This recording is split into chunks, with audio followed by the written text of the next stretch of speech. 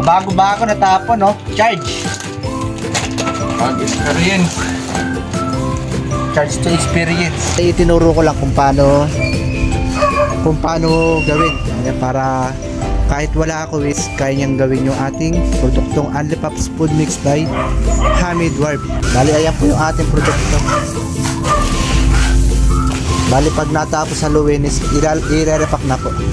So yung mga kahami, bali kauwi nga lang po natin galing trabaho, tayo ay aalis ulit. Ayan, pupunta tayo dun naman sa ating mga nakuwang taga-repack ng ating Only Pops Food Mix by Hamid Warp. Bali, tuturuan ko sila kung paano gumawa kasi ang first time nilang gagawa ng Only Pops natin.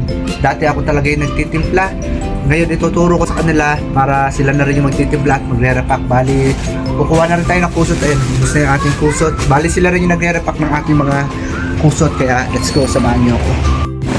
So yung mga kahami, bali dito na nga tayo. Pupuntahan natin yung ating kumpare na siyang kinuha natin taga-repack. Ayan, dito siya sa taas. Kuha natin taga-repack. Hello, Mika.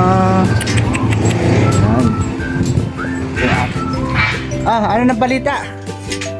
Marami nga nang nagawa. Ayan, ito yung ating mga kusot. Karton. Naibaba mo na yung mga kusot na ano? 150.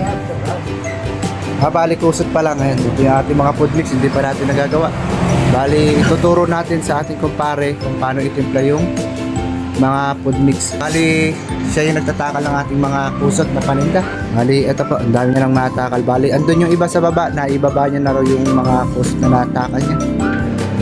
Ito yung ating mga karton, napakarami. Paubos na rin pala yung karton natin sa bahay. Kukuha na rin tayo nito ng isa, saka yung mga kusot natin. Let's go. Mga kahami, bali kumuha muna tayo ng 2 sakong kusot. Dahil meron na tayong order, balik na lang tayo rin.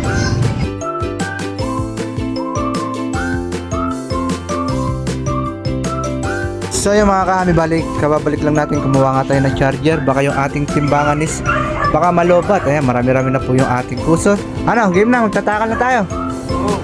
Ayan, takal na kami ng food mix. At syempre nagdala tayong charger, baka malobat yung ating timbangan.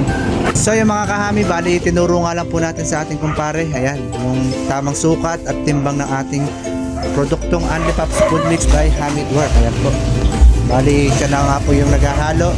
At mamaya tatakalin niya rin po yan. Bali itinuro ko lang kung paano gawin. Ayan, para kahit wala ako is kaya niyang gawin yung ating produktong Only Pops Food Mix by Hamid Warp. Bali, ayan po yung ating produkto. Bali, pag natapos haluin is i-repack na po.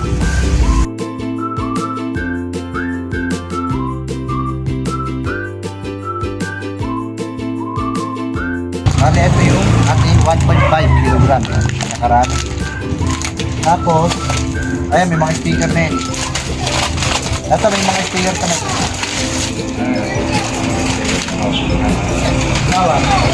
Eh, 1 kilo, wala pa eh. Ayan, okay, ano naman. Ito, makikita mo rito, 1.5. Bandang gitna, 1 kilo. Pinakadulo niya. Pakasupat na rin. Ito yung ating mga pouch. Ayan, napakarami. Bali yung gagawin mo, Mike, ano? 300 na 750 grams. Tapos, 20 piraso lang ito. 50 piraso. Tapos yung matitira, puro ng 1 kilo na. Ayan, bali, ito yung ating, ito yung pouch. Ito yung ating mga label, mga kahami. Ayan, oh. Kapal niya, ang dami, oh. Isisip mo may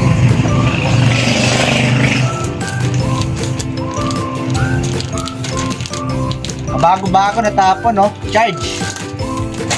Pag-experience. Charge to experience. Ayan, ganito yung 1.5 natin, no? Ganyan kalaki. Tapos, 750. Parang ikapusot nyo. Bukas yun ba? Si Roger ba nag-ship na? Hindi, ulit ko yun. Kinabukasan kasi kulang-kulang mga kwan. Kulang kita. Mga 2 gramo, 4 na gramo, may sobra na gramo. Parang yan.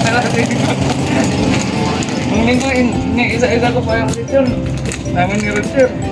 Kasi ano yan, bumibigat ng timbang yan lalo pag mahangin. Bumibigat. Ito mga kami yung ating 750 grams. Ayan. Ito po siya kalaki. Ito na yung difference. Doble po siya nung, ito yung 1.5, ito yung 750.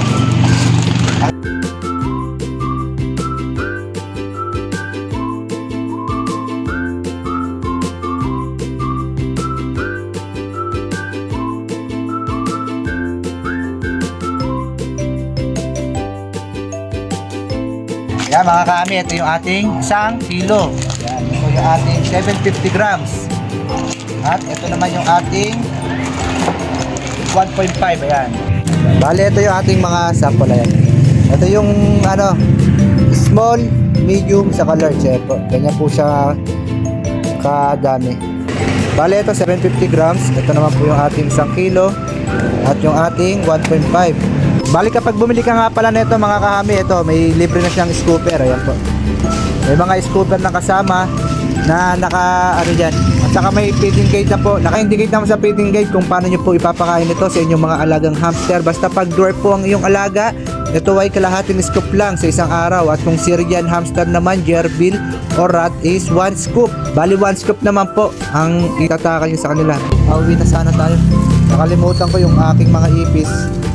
Wala palang pagkain. Ayan, kukuha lang tayo dito na kalahating kilo ng feeds. Ayan, pagkain ng ating mga ipis. So, yun lang mga kami. Bali, iwan na kita rito pare.